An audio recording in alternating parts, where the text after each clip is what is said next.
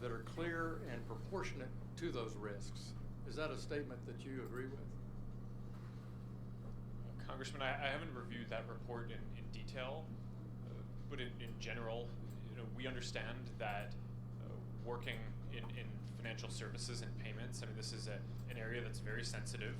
People's money is obviously extremely important to them, and there are good regulations that are in place to make sure that all services basically protect people. And Yeah. I want to make sure that we do the same and are at the same standard or higher in everything that we do. Well, I appreciate that. That's good. I think you've made it clear to Mr. Hazanga, Mr. Lukemeyer, and others that Libra will not go forward in the world in any country unless it meets an adequate standard here in the United States. And I think that what I'm saying is this G7 announcement last week, I would say, mirrors that exactly, that the G7 countries beyond the United States agree with that view as well. Hey, what's up, guys? In case you're wondering, no, that voice is not me, the node investor. It's Mark Zucks and some of the legislatures, which any of you guys watching that live stream with Zuckerberg and his testimony before the Financial Committee, the Financial Services Committee? Oh, man. I gotta admit, it's pretty darn cringeworthy. It's like, I mean, I'm not a fan of a lot of what Facebook does. In fact, I don't really use it. I don't, Libra is not necessarily what crypto enthusiasts want to see roll out. But man, Zucks is getting skewered. The politicians are on full display in terms of their fact twisting and putting words in his mouth, and they're just taking the opportunity to use them as a little bit of a punching bag. They're advertising the wealth disparity. They're using this as an opportunity to hit crypto and all the abilities that it gives the terrorists and the people that are exploiting children. And I don't want to minimize those things because it's absolutely true and certainly should be stopped, but they're forgetting a small little fact of one of the biggest uses that those criminals actually use is the U.S. dollar and regular currencies and all that fun stuff. But at the end of the day, this is not about Libra and the benefits it's going to have for the unbanked. You got to remember, Facebook is a business, and the Financial Services Committee really just cares about keeping the U.S. dollar dominance in place. And I mean, why would they not, right? The Federal Reserve, the U.S. Treasury, obviously that is their focus, their goal in maintaining the dollar as the reserve currency of the world. So something like a Facebook, Libra, or any other non-government backed coin will absolutely have tons of pushback. That's just going to be expected. So thanks for being here today, guys. We will be looking at the charts. I was listening in on this while we got the live stream going, letting a few more folks come in. I just sent out the link for that. We'll close this one out for now. We don't need to hear that anymore, but was certainly interested to hear some of that. So what's going on with Bitcoin here? It's been a pretty wild couple of days in terms of some of the mixed market, right? Bitcoin's pretty much been flat in a very tight range for the last couple of weeks, finally cracking to the downside here today. ETH has been on the bearish mode, but some of the other alts have actually been pretty good long trades. Things like Link and Basic Attention, some of the other smaller cap names, which we'll look at here shortly. So it's been a pretty interesting week in the sense of long versus short trading. Generally, it's really rare that I'm both long and short alts at the same time. It may be the case where I'm long, say Bitcoin and short alts or vice versa. But being long and short alts at the same time, it's pretty rare. That is what I was doing earlier, have been doing throughout this week. We'll look at some of those here very quickly. For example, looking on the bearish side of things, Bitcoin it was range bound, absolutely could have gone either way, but the bears or the sellers had the upper hand. The momentum was clear to the downside. Covered this in the last live stream where we were looking at, you know, the direction of the exponential moving averages, the fact that the broader trend was still very much downward.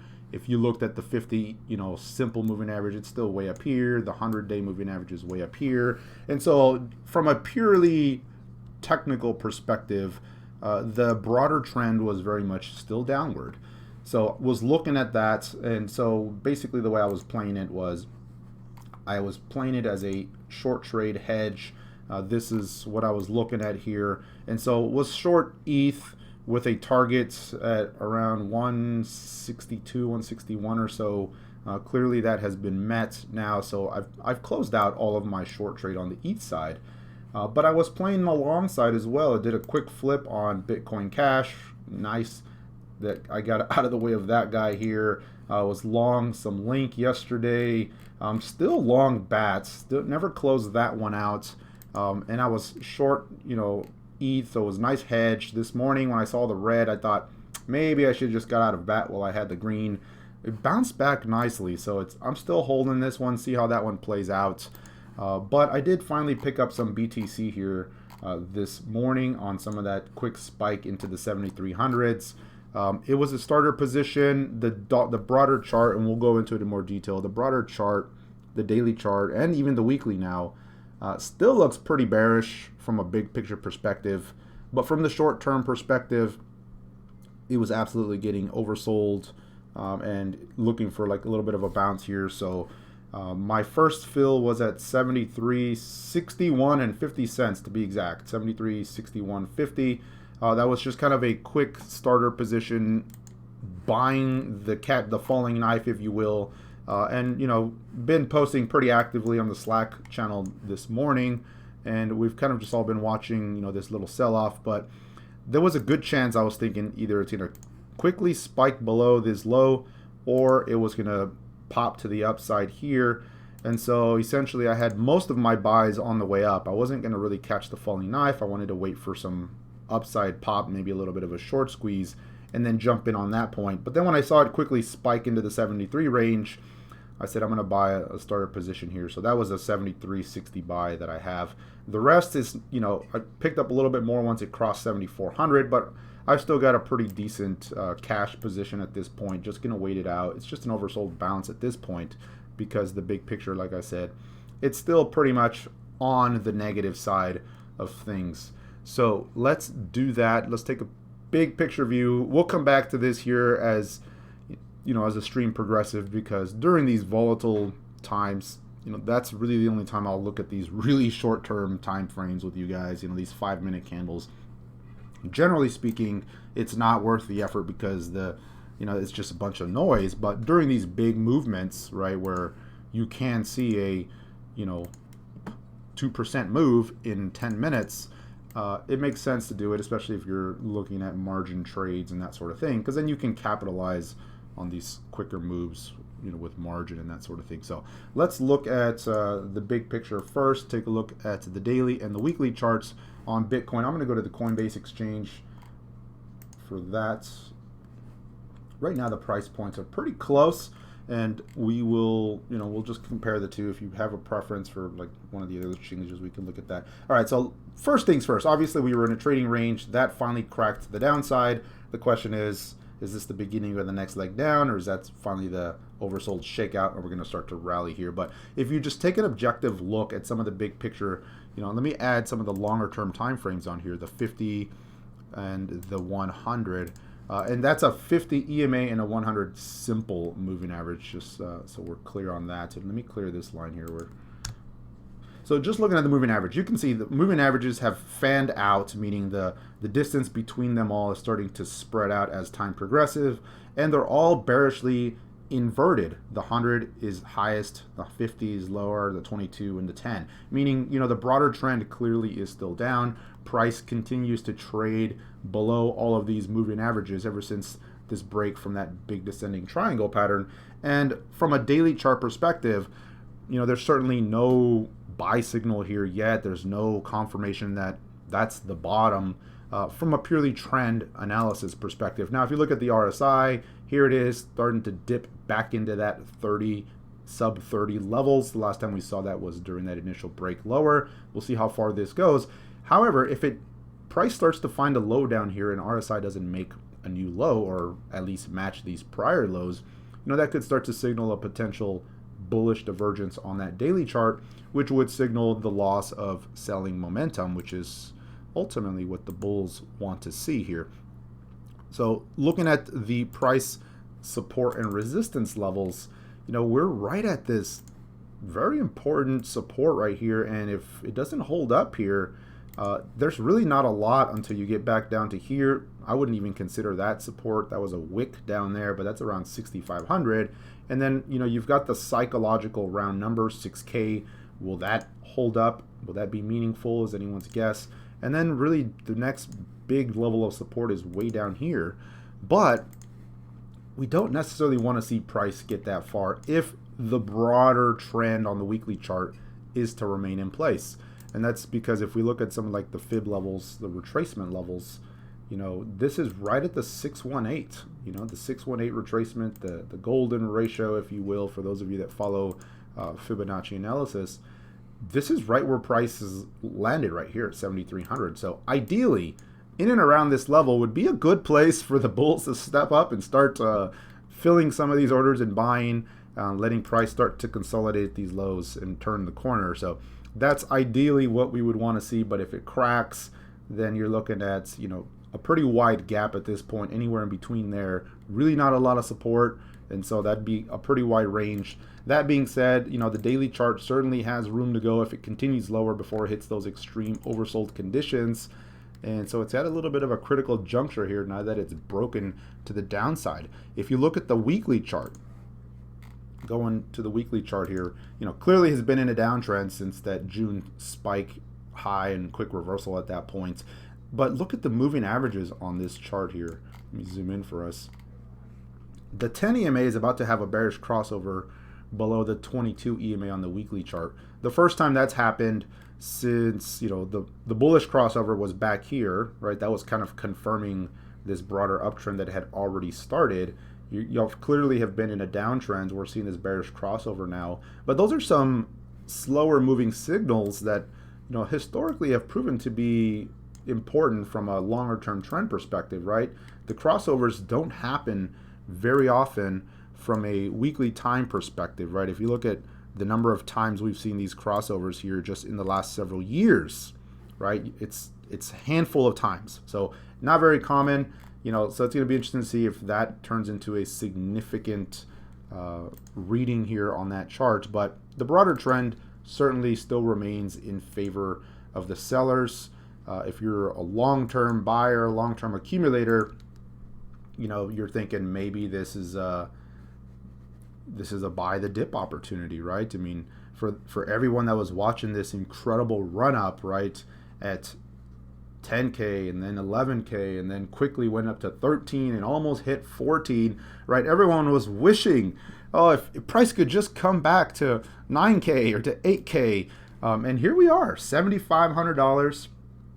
Maybe going a little bit lower, and the question is, now are you willing to step in front of this and start buying the dip, if you will? So always interesting to see. Now volume so far in the last couple of weeks has been pretty quiet. The current weekly candle has plenty of time to go, so can't really make anything out of that volume there. Certainly the daily chart makes sense, right? You're seeing a big spike in the volume as the selling continues, so we'll see where this one ends up here. Going to the very short time frames here, so I'm going to start at the 4-hour chart. The 10 EMA now is way up here at 7,800, so certainly could bounce a little bit right now. The 1-hour chart is up at 7,600 here, so from that perspective we were getting pretty stretched to the downside, so it made sense for me to take a little bit of a shot here on the lows for a bounce trade. At this point, that's all I'm looking at it. Now, I'm not, I've already closed out my shorts, like I said. I'm not too inclined to reopen those on a bounce at this point.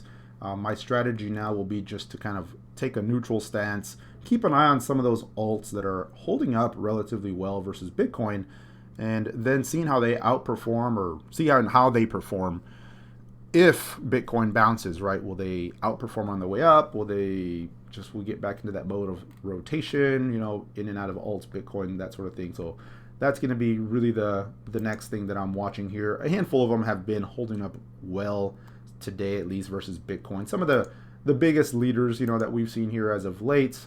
So, kind of just cycling through the list. Link, right? Link BTC just continues to hold up well. Obviously, on the USD side, the USD pair of Link is clearly in the red as the Bitcoin selling, the tide pulls all boats, as they say. And this one versus BTC, at least, is actually holding up well. And so showing some good relative strength, has been a leader already, a big kind of consolidation forming right now. I would definitely keep an eye on this one if Bitcoin starts to bounce, seeing how it outperforms. ETH, I was short ETH until today, closed the last of that out, but it is forming a pretty big reversal here. Nice volume coming in off the lows. Definitely something to be watching there. Cardano, some of the bigger cap names are showing some relative strength here, trying to hold up at least versus Bitcoin. They're not outperforming on the way down. What was the other one? BAT, of course, has been pretty strong as of late. Where is it on my list here? BAT clearly had that big spike even as Bitcoin was selling, recovered pretty well so far. So, there are some versus BTC holdouts in the green today, but of course on the USD side of things, clearly a red day across the board as Bitcoin took a pretty good hit on the downside. Some of the other names here, Theta, don't know what's going on with that token, but I saw that on the watch list earlier today and has been holding up well. One name I am watching right now, Stellar Lumens, continues to play out in this consolidation. It's decision time here. This is going to break one way or the other, right, to the upside or the downside. There could be an argument made for a rising wedge. I would clearly see that with you. No argument there. So, you can clearly say, hey, this is about to crack to the downside. You could also argue that this is starting to build some consolidation right around resistance and about to crack to the outside, right? So it's going to be interesting to see how this one plays out. It's on my watch list right now. I don't have a position on it, but definitely one I'm keeping on the radar. 0x, it's never going to go down ever again. That one continues to be strong. Some of these other smaller cap names, RCN had a breakout earlier in the week. Crypto.com, Monaco, remember the crypto cards? That guy continues to hold up pretty well. Arguably a little bit of a cup and handle type of formation going on right now, but showing some relative strength versus BTC on some of these others. A few others, which we'll come back to here, but just wanted to kind of point out, some names during the carnage where we are seeing some kind of holding up better than others, of course, always the case. All right, so let me go to the comments, take a look at some of the questions here, and then, I intended this to be a little bit of a quicker live stream, just kind of getting on the mic as things are getting wild and crazy out there. Plus, I was watching that Zuck's testimony, and I'm like, oh, God, I got to stop watching this and go get on live streams. If you left that, thank you for joining me here today. It's interesting, just some of the points that the congressmen were making.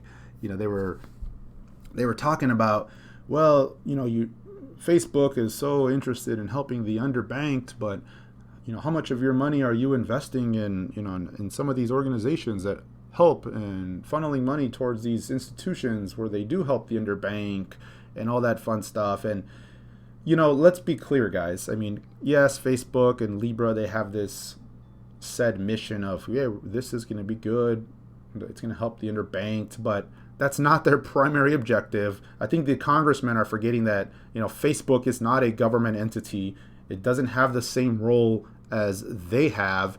And Facebook, honestly, it's not their mission, it's not their call, their drive to be a charity organization or to do social good. Sure, companies do that all the time, and it's great when they do because they have the means and they have the influence to do that. But at the end of the day, like, they're a business, they're a company, and they're not going to be involved in every single, good for society organization type of thing. And so it's just interesting is, these congressmen just start harping on them. Well, what good have you done? And this and that. I'm like, guys, at the end of the day, you could ask that question to, to any of these major companies, right? You could ask that question to Microsoft and to Amazon and to, all these other companies. I mean, it's like, yeah, they do it, but it's not necessarily their primary objective. And so it's just always interesting. And then, of course, there was the rich versus poor being thrown out there.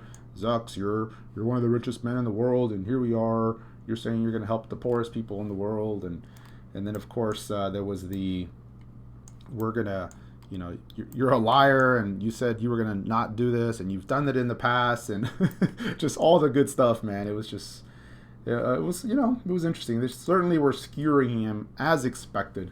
All right, so you bought the dip. All right, so you bought some Dash. Could someone explain to me in layman's terms why CME futures gaps have to be filled? I personally don't follow the CME futures gaps. I know a lot of the folks in the Slack group do, but there's an old saying, like in the stock market, right? All gaps are generally filled, and because the futures don't trade 24/7 like Bitcoin, when you have those explosive moves over the weekend, you will have gaps in the futures side of the markets. And so some of the consensus theory, or whatever you want to say it, right, is those gaps ultimately will be filled, meaning price will eventually trade in that range. And it's not something I put a lot of weight on personally. I don't follow the futures gap scenarios, all that. I mostly just read the price action, follow the trends, the technicals. I mean, there's a lot of other support resistance indicators you can use. If the futures gap just happens to line up with a key support resistance level, great. But it's not something I personally will follow. A lot of people will agree otherwise. They use it a lot. And hey, that's great. I mean, it's there's a million ways to do this. It just kind of all depends on your time frame and all that good stuff. The 1022 is too small for weeklies. No, it's actually quite the opposite. On the weekly chart, I think using a shorter EMA makes more sense because the bars, I mean, you think about how much time happens, right? This bar represents 7 days of trading. And so if you go with too far of a moving average, at that point, you're like measuring across a span of months. And that just may be too delayed of a signal. Even now, if you look at the weekly chart, right, the 1022 is just barely crossing over. And the peak was months ago, right? And it's taken, how many bars is this? It's taken, 17 weeks for that to play out. So I think a shorter term moving average makes sense on the weekly charts. On the daily charts or the 4-hour charts, I think a longer one actually makes more sense because the shorter ones may provide a little bit just too much noise, right? When you look at something bigger like a 50 or a 200 or something like that, certainly you can use that as kind of a broader trend following tool. But that's just the way I'm looking at it right now. All right, what else here? Could you briefly list which tools you use on your charts?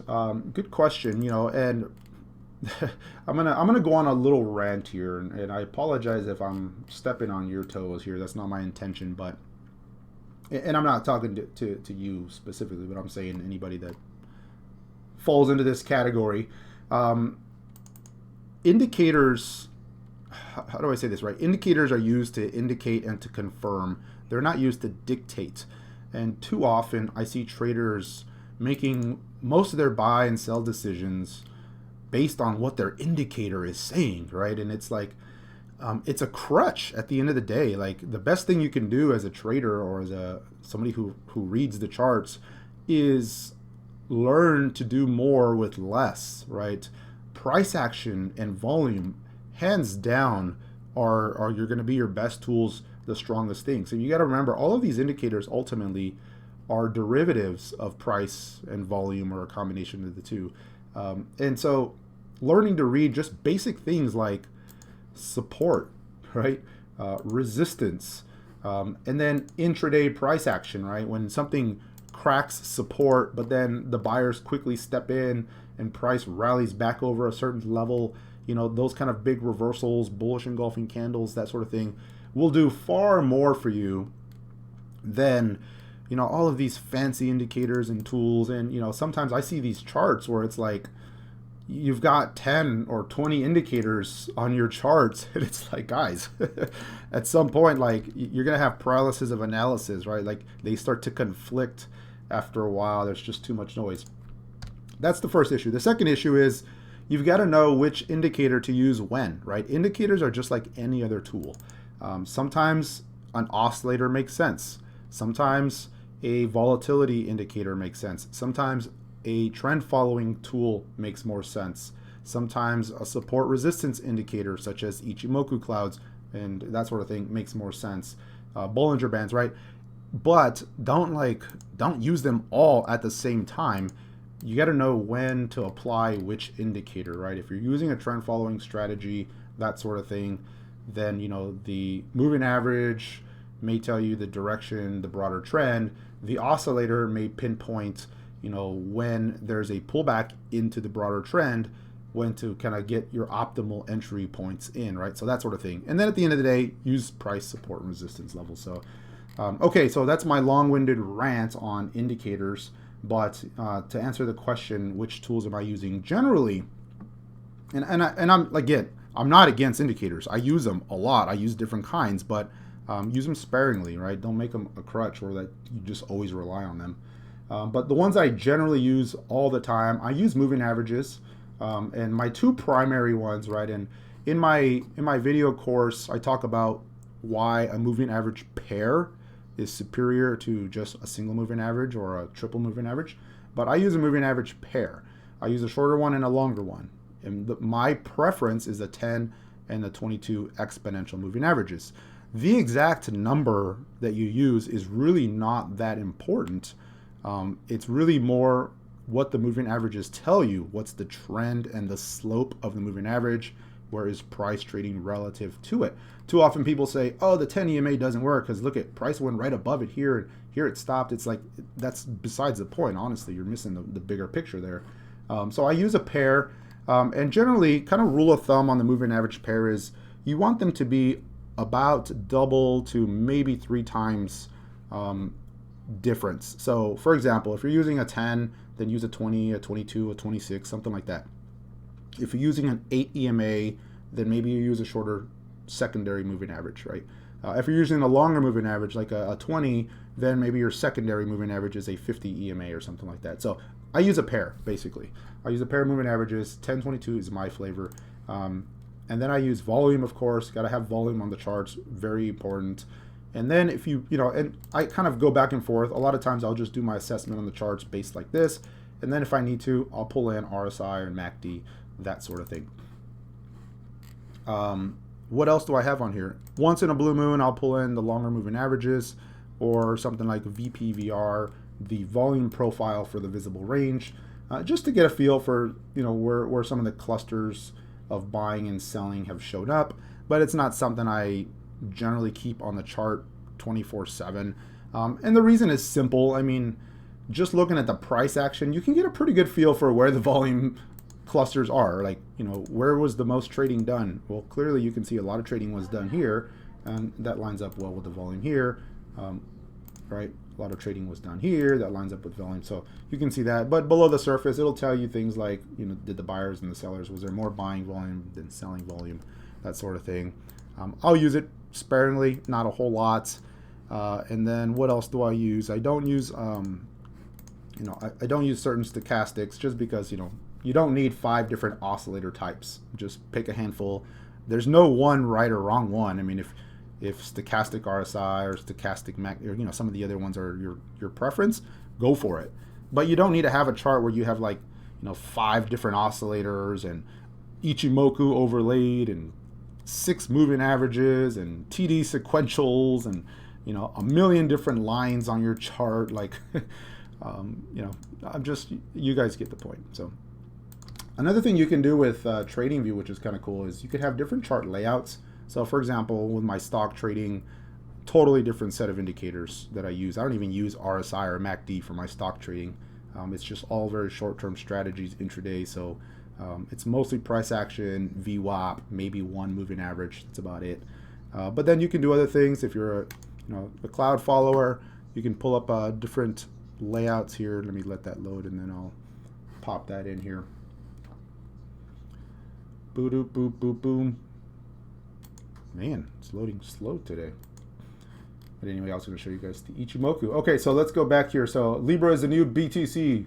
Mark could even answer whether or not transactions can be reversed. Yeah, privacy. Okay, so going back to here, right? Like if you want to have an Ichimoku indicator, generally what I'll do is I'll keep my charts clean. So, you know, I'll kind of have like my primary chart setup that I use for just everyday analysis. And then if I want to look at certain things, specific things, I have a whole separate layout just for that, just so I don't, you know, the chart doesn't get too noisy, right? So I don't have like 5 different things on one chart. So if I ever need to do that, you can do that. I have another one that has volatility indicators on it, and that's it. So I use things like Keltner channels and Bollinger Bands if I ever want to see a setup from that perspective, right? So, and again, that's a whole separate layout just to keep things kind of clean, right? I mean, at the end of the day, when it comes to technical analysis, like I can't say this enough. Less is more. I mean, it really is. So, okay, let's see here. What's going on with? Are we in a bull or a bear market? You know, and the short answer to that is it depends on your time frame, right? If you're looking at the weekly chart, yeah, there's been a pullback. It's starting to crack. But I'm not so sure you can really say this is a bear market just yet. Clearly, the daily chart has been in a bearish market since the June top at at 14,000. If you look at how much has retraced, absolutely, it's been a bear market, right? I mean, price has given back what 40% of something like that, 50% of the price already. How much has it come down from the top? Price is down 46% since the June peak, right? So by definition, yeah, that's a bearish market, right? You're in consolidation mode, but it's never apparent right at the start, right? You could have said, oh, this is just a pullback. It's going to consolidate up here and then off to new highs, and it certainly could have. It's always retrospective, right? Clearly, hindsight is 2020. You look back from here and you're saying, oh yeah, it's a bear market, right? We're down 46% on the daily chart since June, but that's when some of these trend following tools come in handy, and even until recently, right? I mean, we were all watching this setup here, and you could have said, yeah, the consolidation is getting narrow, and we'll know one way or the other. But the lower lows, the lower highs were clearly pointing to there's a chance this could break to the downside. But weekly chart, yeah, it's still trending pullback right now, but clearly in the bearish trend near term. And of course on the shorter time frames, clearly bearish trend. So all right, so that's BTC. How low do we go? That's the magic question everybody wants to know right now. Like I said at the start, near term, I did take a shot here on some of this oversold bounce trades. I'm thinking we find a near term low. The trade's well in the green, so not that big of a deal if it pulls back here, but short term, definitely hit some extreme oversold conditions. The 10 EMA on the hourlies are up here near 7,600. The 22 is up near 78. So it needs price and time. And what tends to happen is, these will continue to quickly move lower, and then price may bounce into those and then maybe retest the lows before turning the corner. Of course, it could just sit here sideways. The moving averages catch up, and then you get another leg down, right? That's the other scenario there. So if price doesn't follow through to the upside here on the oversold bounce, it's usually not a good sign. The daily chart, this is short term, right? The 1 hours, 30 minutes, whatever, from a trading perspective, certainly got some extreme levels to the downside. But if you look at the daily chart, this is a bearish break, right? And it could be the start of the next leg down. And like I said, the RSI has room to go if it wants to go lower. So from a higher time frame perspective, I'm certainly not uber bullish here and saying I'm going to buy every dip up. I'm taking some shots on the short term, but I'm just going to be a little bit more neutral at this point. So I'm not so much short anymore, just because we've had a long leg down. I did play some shorts last week. I played it short this week, so I've done a little bit on the short side, but at this point, I'm not too inclined to be going short anymore. I'm just going to be waiting out and looking for those signs of, hey, we're finding a low, and then start looking to scale in if those signs appear. Otherwise, just going to be patient, be taking it slow. Still looking at the alts, like I said at the start of the stream here, some of the alts have been doing really well this week, even as Bitcoin was kind of going sideways, right? Things like Link and Basic Attention Token. So it's been an interesting market, right? There's like some alts that are worth taking long shots on, and Bitcoin's kind of been doing nothing until today. And then there's other alts that are, going short on, like ETH. So it's been a really interesting market. Eat my shorts. Any Simpsons references I will highly appreciate. I'm a huge fan of that long-time show. Let me take a swig of some water here. I'm gonna do it Zuckerberg style and just like barely, take one drop and wet my lips, and that's it. All right, so yeah, red day today, bearish day, but some of these alts, like I said, are starting to show signs of holding up versus Bitcoin. So looking at ETH, for example, this is ETH BTC, has been in a downtrend here recently versus Bitcoin, even as Bitcoin's just been sitting sideways. But there was quite the volume spike here today. Big bullish reversal candle in that 4-hour chart. The current one is, saw that big tail turning into a nice hammer reversal doji. So definitely one to be watching here. It's trying to find a low here, trying to show some life. There's a little resistance zone right here, just above current price levels.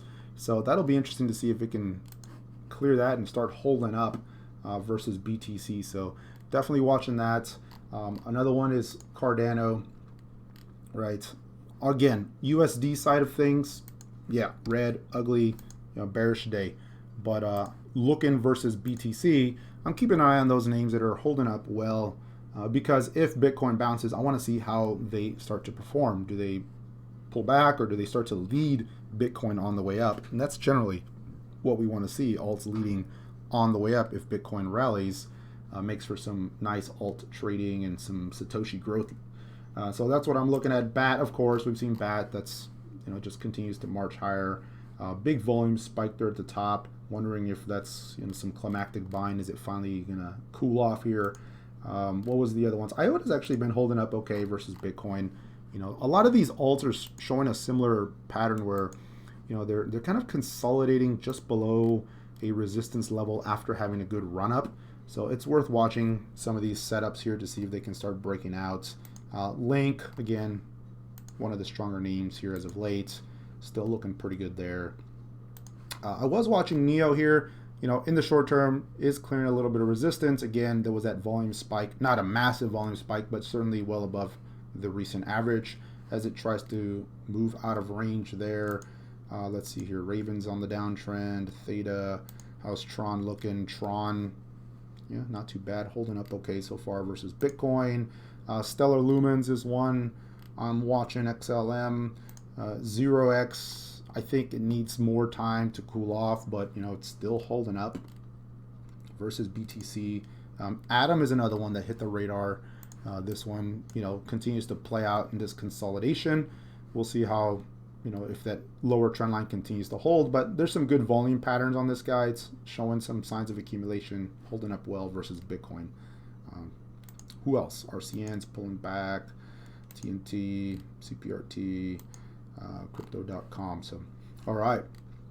Let me look at some of these other names you guys are pointing out here on the stream, and then we'll come back to Bitcoin and take a look at some of those values here, some of the key levels to be watching near term, and then probably call it a stream. So I'll let you guys get back to the Zuckerberg testimony. All right, Loom. Let's go check a look at Loom here. I haven't looked at Loom in a while. Loom has had quite the pullback in October. Yeah, I mean, there's no signs of it finding a low just yet. Let me see on the weekly chart. Loom weekly. Wow. It's just going flat at this point. Are you looking at Loom BTC or Loom dollar? This is Loom BTC weekly. It's just kind of flatlining now at this point. Interesting. Had that quick spike for a couple days, but it's just been on the retreat since then. WinCoin. What is WinCoin? We'll pass on WinCoin. All right, let's see here. Bird or bread. Bird. Bread. Nice. Nice daily trend. Holy smokes. That's solid. Just steadily marching higher. Very nice to see. This is such a low volume name too, but nice. Being accumulated there.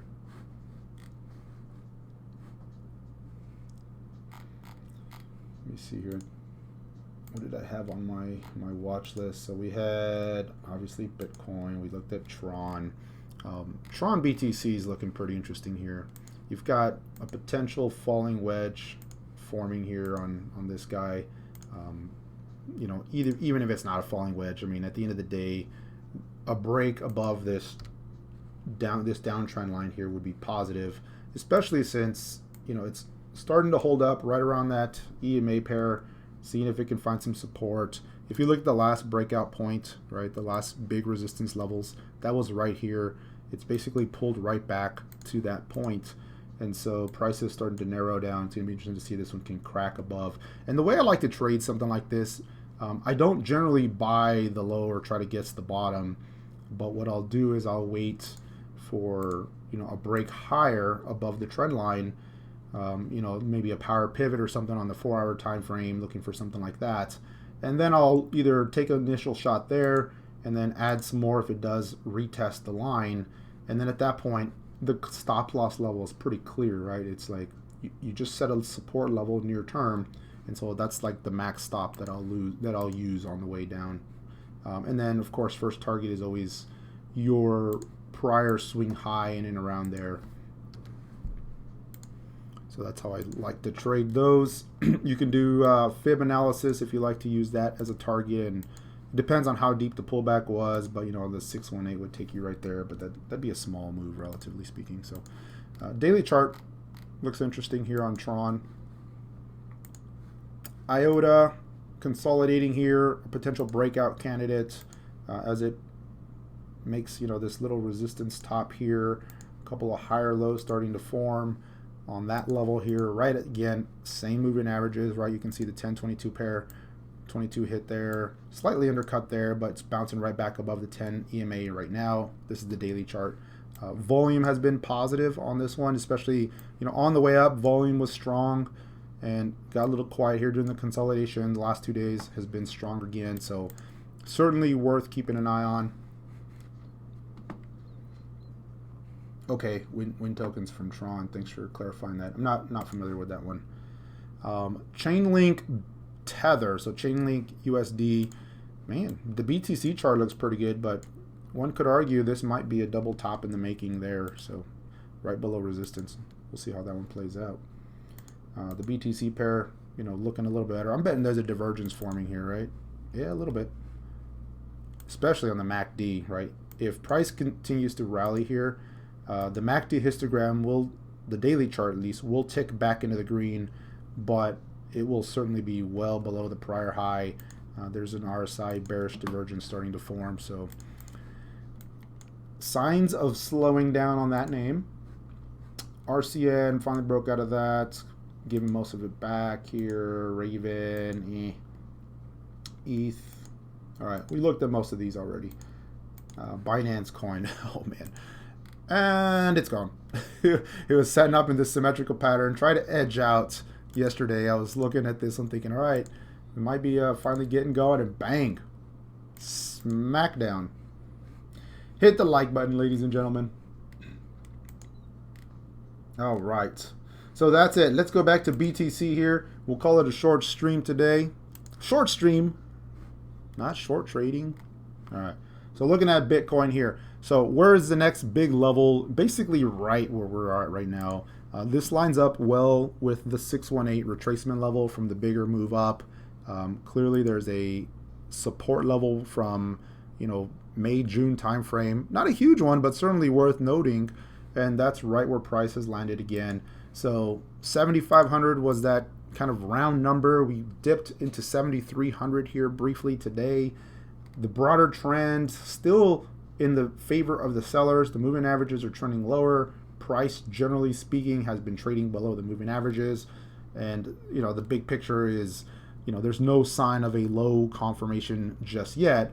But coming into these support levels, definitely want to start paying attention to see if you start seeing those reversal signals that, hey, maybe the low is being found in and around here. If not, then there really is a big window, below this level, and it's just, I'm not going to guess as to where that finally lands. I mean, below here, it's a pretty wide range. I would bet, if I had to guess, I guess I said I wasn't going to guess, but if I had to guess where, if it breaks 7,000, where does it land? Or if it breaks 7,300, where does it land? My guess would be that it stays above 6K. I don't think it hits, this mid fives level. It's probably, 61, 6,300, 60, something like that. It would be my guess. But who knows? We'll see. I've seen some pretty bearish projections out there lately. And it's been quite the switchover, right? I pay attention to sentiment during the extremes, right? When things are like way up here, for example, and everyone on Twitter and YouTube's talking about how Bitcoin's going to go to 25,000 by October, you start to pay attention to that, especially after the huge run up. And then on the way down, right, we've already come down quite a bit, and here we are hitting 7,000. Now you're seeing people say, oh, 6K, no, it's not going to hold. We're going to go to 3K. We're going to 5K. We're going to make new all-time lows. So when I start to see that after a pretty long downtrend, a lot of the sentiment extreme tends to be a good contrarian indicator. So I'm starting to see those kinds of signals right now. It'll be interesting to see if we finally get the reversal. One interesting note is I do a group poll in the Slack channel. We did one, man, I think it was 2 weeks ago or a week and a half ago, where price was right around 8K or 8,500, and I said, what's next, guys? The 9,500 level or the 7,500 level? And it was a very close poll. It was literally one vote difference, but the 7,500 crowd had the slight majority. And once again, the group poll proved to be accurate, and so the 7,500 crowd wins. Now, in all fairness, I voted for 9,500. I thought, nah, I think 7,700 will hold, and we'll hit 95 first, but clearly that didn't happen. All right. Yeah, let's take a look at ARK. Do a few more others if you guys want to, and then we will wrap it up. Now, ARK was on a tear for a while there. So this is ARK. I remember last week seeing this one. Now, this is just one I don't trade because of liquidity and some of the wicks and stuff. I've traded it a lot in the past, but I just don't anymore. But the broader trend, if you go to the weekly chart, I mean, it is certainly, or the daily chart, it is certainly finding a low here. Real interesting to see. I mean, this has been in place since, August, kind of finding some support level. So showing some signs of life here, maybe found a bottom. The volume here as of late has been more on the bullish side than the bearish side, so that's good. We'll see if it can follow through here. Did attempt last week, it looked like it was breaking out. Where's my line here? On the BTC side, 2,500 is just kind of that round number that seems to be your range. So back into the range right now, but it'd be interesting to see if it can finally start taking out that range and moving the next leg up. Above 2,500, 2,900 would be the next level, and then up above that, it's got a lot of room to run to the prior resistance around 4,000. So if it can break out above 2,500 and hold, would be interesting to see here. Yeah, this was a project that I followed a lot a couple years back. I was excited about it. I haven't really followed this one lately, so not sure. You guys, do you guys know? Are they still making updates to their project? Are they doing anything new? I'm not so sure. I mean, the question is, there was so many platform projects, and it was like, well, what's going to set you apart, right, from some of the others, and what's going to be the catalyst for one or the other platform to be taken out? Big update about to happen. Okay. How's the? I remember, obviously they've changed quite a bit, but it was kind of like the sister coins, if you will, just because it was a fork at one point of Lisk. But Lisk doesn't look to be showing much life. And again, I haven't followed this project in a long time.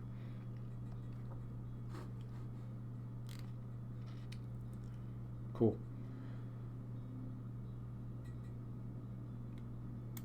right, who else here? There's Matic. Okay.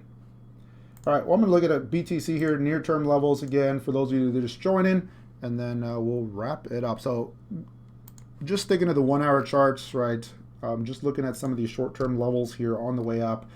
There's a pretty good reversal candle that formed here as price spiked, undercut, basically went straight to 7,300 and back up to 7,400, like in a matter of minutes. I mean, it was pretty quick. I was watching it real time. There was almost a quick gap, right? It was, you know, I was watching it in the shorter time frames, and you could see price go from like 74.20, and it quickly went to 73.80, like instantly on a flash. And then after that, it had that quick spike lower for a few minutes, and then just started to rally back up. So on the hourly frames, you know, pretty good reversal candle here. Again, for me, just an oversold bounce on the short time frames. You know, the daily chart, even the 4 hour chart, nowhere near confirming that was a low just yet. But on the short-term time frames, I'd be looking for a bounce, you know, into that maybe 7,600 level, and then above that 7,800 would kind of be the biggest I'd see. If you scoot back here a little bit, right, this big support level that gave way here, 78, 7,900, that's going to be your new resistance on the way up. You know, the prior support turns into resistance. So if, you know, depending on how strong the bounce is, you know, that's the max that I'd see it before it started to pull back. I don't expect it to go that high just off the bounce. If you look at some fib levels, 618 puts you right around 7,700, right smack in the middle between the two moving averages. So maybe that's a good place to start scaling out of the trade. So that's what I'm going to be looking at here over the next day or so, now that I've entered some position here. But I've still got a pretty healthy cash position on the side. Closed out the short trades, like I said earlier today, and just got to take it slow, you know, other than some quick scalps or something on the bounce, but not too anxious to just go full force buy the dip just yet. All right. Well, that's going to be it for today, guys. Midweek live stream update here as we take a look at these red charts here today. But some of these alts are showing some relative strength versus Bitcoin. So I pointed those out. We'll see how those are looking. All right, guys.